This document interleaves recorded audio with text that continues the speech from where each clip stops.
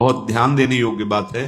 जिनकी दुर्गति पक्की है उनमें 24 लक्षण पाए जाते हैं।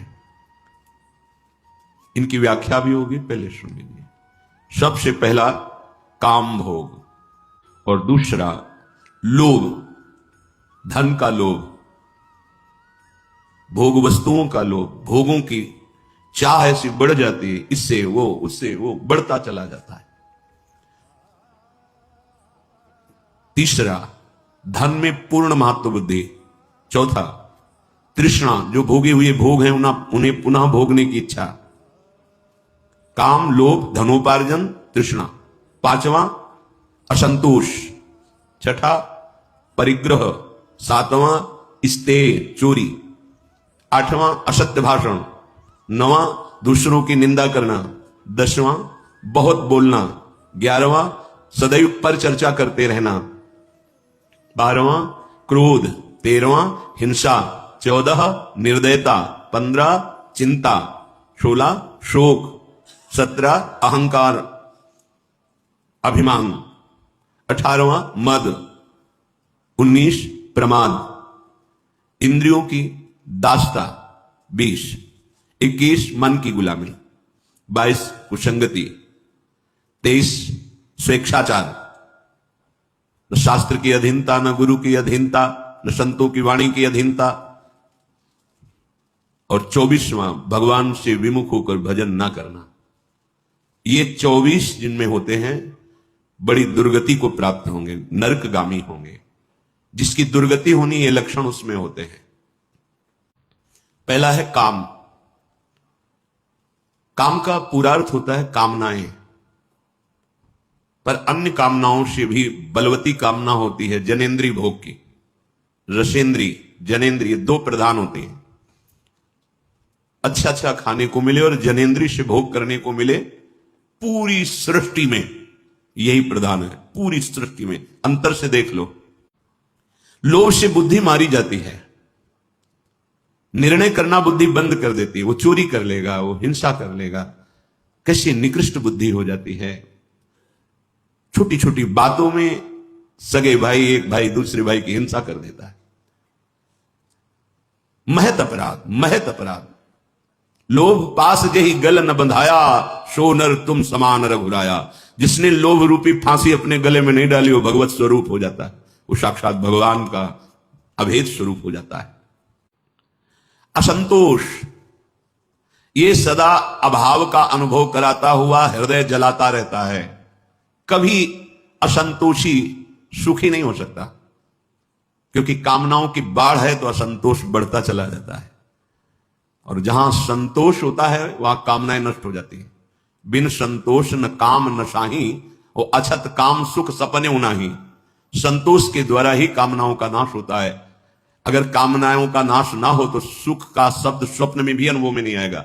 कामी पुरुष कभी स्वप्न में सुखी नहीं हो सकता। बहुत ही गंदा हृदय हो जाता है, बहुत ही गंदी दृष्टि हो जाती है। कभी कभी यहां भी दर्शन होता है। ऐसे आकर समाज में बैठते हैं, उत्तर चल रहा है, हमारी दृष्टि पड़ रही, बार बार वो जिधर माताएं बहनें बैठी उधर ही देख रहे हैं। तब लगता है दुर्भाग्य है जीव का। कितना नीच स्वभाव है कि भगवत समुदाय में जहां संत समागम हो रहा है, जहां इतने भगवत स्वरूपों में, वहां बैठ करके भी पापाचरण ही। अरे जहां के उपदेश और संग के रंग से हम इन विषयों पर विजय पाएंगे, वहां भी अपने मन इंद्री को गंदा करने का भाव। तब लगता है मेरे हरि की बहुत बलवती माया है। ये भोगों के प्रति असंतोष, ये सदैव अभाव का अनुभव कराता है। कभी पूर्णता अनुभव नहीं होती। 1 लाख मिल गए तो 1 करोड़, 1 करोड़ मिल जाए, इतना इतना तो भी इतना। ऐसे हर भोग, इसको भोग लिया, उसको भोग लें, इस अवस्था को, उस अवस्था को, इस पदार्थ को, उस पदार्थ। धिक्कार है जीवन। बस इसी में पापाचरण की भारी पोटली तैयार कर लेता है यहां से ले जाने के लिए। असंतोष कभी सुख का अनुभव नहीं करने देता, कभी शांति, कभी विश्राम नहीं। परिग्रह, नई नई वस्तुओं का संग्रह करने का स्वभाव। बटोर बटोर कर भोग सामग्री खूब इकट्ठा करूं और खूब भोगूं। परिग्रह, ये जिसके हृदय में चैन नहीं लेने देता। ये चोरी भी करवाता है, बड़े अपराध करवाने लगता है। ये सब नाश करने वाले हैं। जो 24 दोष हैं। परिग्रह, किसी की भी वस्तु चुरा करके अपने प्रयोग, या कैसे भी ढेर सारी सामग्री भोग की इकट्ठा करके और हम उसको भोगेंगे, ऐसा। ये वृत्ति सदा नई नई वस्तुएं पदार्थ बटोरने की चिंता में ग्रस्त रखती है। इससे दूसरों का स्वत्व धन पदार्थ अपहरण करना, चोरी, इससे चोरी। 8वां, असत्य भाषण। इससे वाणी का तेज नष्ट हो जाता है।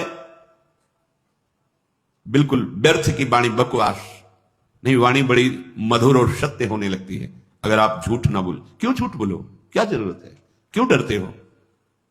आप कहां से बात कर रहे हो? हम अमुक जगह से बात कर रहे हैं। आप खड़े पास में ही हो, पास की गली में झूठ बोल रहे हो। क्यों क्यों व्यर्थ में झूठ बोला? क्यों हृदय को मलिन किया? हम यही हैं पर आपसे बात नहीं करेंगे, नहीं मिलेंगे आपसे, क्या है? पर वो ऐसे बोलने की हिम्मत हरि भरोसे वाले को होती है। वो तो विषयों के भरोसे है, झूठ पे झूठ, झूठे लेना, झूठे देना, झूठे भोजन, झूठ चबेना। आजकल विश्वास बात पर अपनी नहीं है उसको। वो क्या बोल रहा है, अभी क्या बोल रहा है, क्षण में क्या बदल जाए, क्या बोल जाए, ये मनुष्य जीवन की भारी दुर्बलता है। अगर आप नाम चलाना चाहते हैं जिह्वा में, तो झूठ बोलने पर ध्यान दीजिए कि हम झूठ नहीं बोलेंगे। हम सत्यवादी तो नहीं हैं, पर हम झूठ भी नहीं बोलेंगे। सत्यवादी का भाव आने पर अहंकार आ सकता है, मैं सत्यवादी हूं पर मुझे झूठ नहीं बोलना। 9वां, पर निंदा, दूसरे की निंदा। एक स्वभाव बनता जा रहा है लोगों का, समझ ही नहीं पा रहे कि हमसे पाप हो रहा है। जहां बैठे तो किसी की भी निंदा करना शुरू कर देते। तुम जिसकी निंदा करते हो उसके पाप अपने ऊपर ले रहे हो, काहे को। तो ये जो जिनकी दुर्गति होनी है, जो अपने जीवन का नाश करने वाले लोग हैं, ये 24 दोष होते हैं। 9वां है निंदा दूसरों की। ये बहुत ही घृणित प्रवृत्ति होती है। ये पराये पापों को अपने ऊपर लेते हैं। जिनकी निंदा करते हैं उनके सारे पाप अपने ऊपर ले लेते हैं, इसलिए बचो पर निंदा से। 10वां, व्यर्थ में बहुत बोलने का स्वभाव होना। कुछ ऐसे होते हैं स्वभाव के, अगर शुरू हो गए तो हाथ जोड़ के भी कहो कि शांत रहो तो बंद नहीं होंगे, पूरी गैस निकल जाए। और बेमतलब की बात है, ऐसे है, बेमतलब की बात है, मतलब कोई उनका अस्तित्व तो नहीं है। पीछे बीती बातें, व्यर्थ की कल्पनात्मक बातें, आगे की कल्पनात्मक बातें, जिनका कोई अस्तित्व नहीं। बचो ऐसे लोगों के संग से। आप अपनी वाणी को तो संभालें ही, ऐसे कुसंग का भी त्याग करें। बहुत बोलने से शक्ति क्षीण होती है, वाणी अपवित्र होती है, समय नष्ट होता है, बुद्धि भ्रष्ट होती है। जो 4 लोग बैठ करके भगवत विमुख चर्चा करते रहते हैं, बहू बेटी परिवार इनकी उनकी, ये समय को नष्ट करते हैं, व्यर्थ का समय जाता है। ऐसे लोगों के बीच में न बैठना चाहिए न सुनना चाहिए। बस वही देखो, कभी ऐसे लोग जब बैठे हो, उनकी चर्चा हो रही हो, तो वहां एक बार भी रामकृष्ण हरि कोई नाम नहीं होगा, कोई भगवत चर्चा नहीं, बस वही घर द्वार परिवार प्रपंच सब वही चलता रहता है। क्रोध, जब क्रोध आवे तो मौन का आश्रय पक्का लो। अगर वाणी खोल दी आपने तो मानो आग में आपने पेट्रोल डाल दिया, डीजल डाल। वो ऐसी भड़काऊ वस्तु वाणी है, फिर तो नहीं संभल पाओ। मौन, अब अंदर से आ रहा है कि बस इसको गाली दो ही, इसको कड़वा बोलो ही, बस अंदर राधा राधा राधा राधा राधा राधा, उसकी सुनो मत, शांत हो जाएगा। वहां से चल दो बिल्कुल। अगर कड़वा बोले तो इसका दुरुक्ति, क्रोध का बल क्या, दुरुक्ति माने गाली, कड़वे वचन, कठोर वचन, हृदय को दुख पहुंचाने वाले परुख वचन मत बोलना। अगर भजन सिद्ध करना है, भजन बढ़ाना है, तो जब क्रोध आवे, कड़वा बोलने का मन हो, तो बिल्कुल दांत बांध लो, ऐसे नहीं खोलना, मानो वाणी है ही नहीं हमारे, नहीं बोलेंगे इस समय राधा राधा राधा राधा राधा राधा। ये क्रोध तुम्हारे भजन करने की प्रवृत्ति और भजन के प्रभाव दोनों को ढक देगा, दोनों को रोक देगा। 13वां, हिंसा, मारना, किसी भी जीव को मारना। ये इसीलिए सबसे प्रार्थना करते हैं, जहां तक शब्द कान में पहुंचे, कि जो लोग ये हिंसा, एक होता है हिंसा करना, और जैसे आप मानसला के पास तो हिंसा में सम्मिलित हो गए, वो हिंसा के समान ही माना जाता है। तो जो आप अभक्ष्य पदार्थ पाते हैं, जीवों की हिंसा होती है, जो हमारे लिए निषेध किया गया है, जो हमारे लिए निषेध है, वो बिल्कुल ठीक नहीं। किसी भी जीव के शरीर को पका के खाना मतलब अपना नाश करना, अपने सुकृतों का नाश करना, अपनी आयु को व्यर्थ करना। हिंसा ये महापाप है। कोई भी ग्रंथ, कोई भी पंथ आदेश नहीं करता किसी जीव को कष्ट देने का। आचार्यों की, महापुरुषों की वाणी का अर्थ गलत निकाल करके हम मनमानी आचरण करते हैं, किसी भी महापुरुष के। फिर 14 जो नंबर उसमें कह रहे हैं, जो पशुओं का, अन्य जीवों का निर्दयता पूर्वक मार करके आहार करना, ये निर्दयता, ये बहुत ही हानिकारक है, बहुत हानिकारक है। बिल्कुल समझ जाओ। अभी आपको छूट मिली है, खेती आपके नाम है, जो चाहो बोलो, फसल जब काटोगे तब समझ में आएगा। 15वां, चिंता। ये सदैव हृदय को जलाती रहती है। भय, ऐसे बेमतलब का, कहीं ऐसा ना हो जाए, कहीं ऐसा ना हो, ऐसा हो जाता, अगर कहीं ऐसा हो। हमने देखा है कितनी चिंता, कितनी चिंता। भगवत चरणारविंद का जो आश्रय नहीं लिए, चिंता ही चिंता। कैसे आप देखो ना, अपने हृदयों में देखो, चिंता ही चिंता। 16, शोक ग्रसित हो जाना, हर समय शोकित रहता है। जो बना करके सुख के विधान खड़ा करता है वही भ्रष्ट हो जाता है, नष्ट हो जाता है, क्योंकि पूर्व पाप इतने प्रबल हैं और शोक से ग्रसित रहता है। देखा गया, जैसे अन्न बेचा, कुछ आभूषण बेचे, विचार बनाया कि 2-4 भैंस पाल लेंगे, दूध होगा बढ़िया। गांव में वो बीमारी चलती है पशुओं की, वो एकदम लगी, एक गई, 2 गई, 3 गई, 4। अब शोक। अन्न भी बेच दिया था जो अधिक था, आभूषण भी बेच दिए थे, सोचा था 4 का दूध निकले, खूब पैसा आने लगे, बड़े बैठा है। कर्म, पीछे का कर्म, वो तुम्हें कभी सुखी नहीं रहने देगा। वर्तमान का कर्म तुम्हें निश्चिंत नहीं होने देगा, निशोक नहीं होने देगा। शरणागत में सुना था, निश्चिंत होना, निर्भय होना, निशोक होना। ये मोहग्रस्त होकर कर्तव्य अकर्तव्य का विवेक छीन लेता है, शोक।